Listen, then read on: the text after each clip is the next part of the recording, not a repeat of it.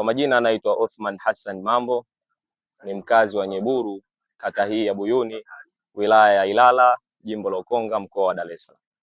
Napenda kumzungumzia Mheshimiwa Rais wa Jamhuri ya Muungano wa Tanzania, Samia Suluhu Hassan, ambaye ni rais wa awamu ya 6 katika taifa hili la Tanzania. Mengi ameyafanya katika nchi hii, lakini hususan katika kata yetu hii ya Buyuni yako mengi kama Mheshimiwa Rais mteule wa kike ambaye amebarikiwa kutoka kwa Mungu ameyafanya. Ukija katika upande wa miundombinu, Mheshimiwa Rais wa Jamhuri ya Muungano Dr. Samia Suluhu Hassan yako mengi sana ambayo ameyafanya katika kata hii ya Buyuni, hususan katika miundombinu ambako ameweza kutupatia barabara ya ndani katika mtaa wa Taliani unaounganisha mtaa wa Nyeburu na mtaa wa Taliani, ambao ametupa kipande cha lami kutoka Taliani barabarani mpaka Miti Mirefu.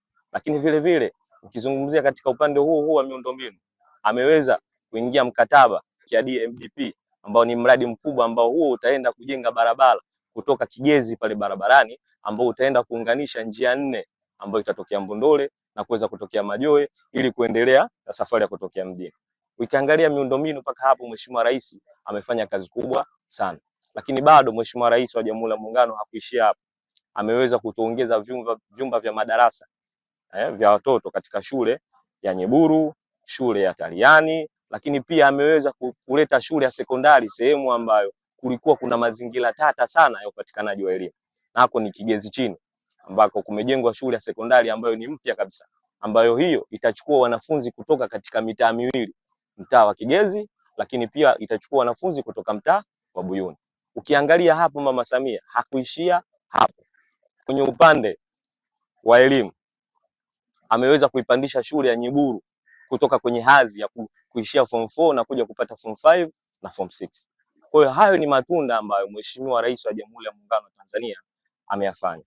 Lakini hakija kwenye miundombinu ya maji, lipo tenki kubwa ambalo linajengwa Bangulo, ambalo hilo linachukua kilomita za maji mengi, ambayo kama mradi ule ukikamilika, basi kuanzia Pugu, Chanika, Buyuni yote itakuwa imeondoka katika uhaba wa maji.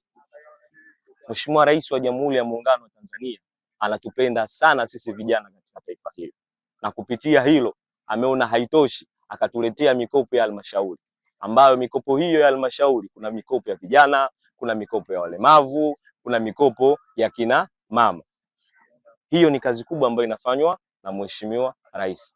Lakini bado katika kuendeleza utaifa ameleta zoezi la siku 10 ya upatikanaji wa kitambulisho cha NIDA, ambapo zoezi hilo akiratibiwa na viongozi madiwani katika kata zake wameweza kulifanya katika vizuri, na leo hii mimi nikiwa kama mwananchi nipo katika ofisi ya kata kuweza kupata haki yangu ya msingi ya kitambulisho cha NIDA.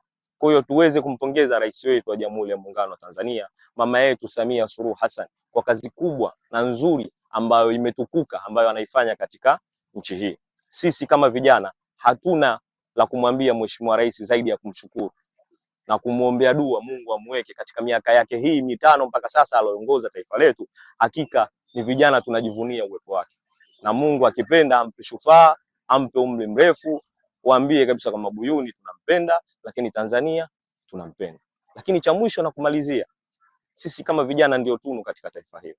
Tunapaswa kuilinda na kuitunza amani ambayo Mwenyezi Mungu ametubariki, amani ambayo Mungu ametuachia kutoka kwa mababu mpaka kwa mababu. Hivyo nitumie fursa hii kuambia vijana wenzangu wote tuliokuwa nchi ya Tanzania, tuilinde na kuitunza amani yetu ambayo tumeasisiwa na wazee wetu.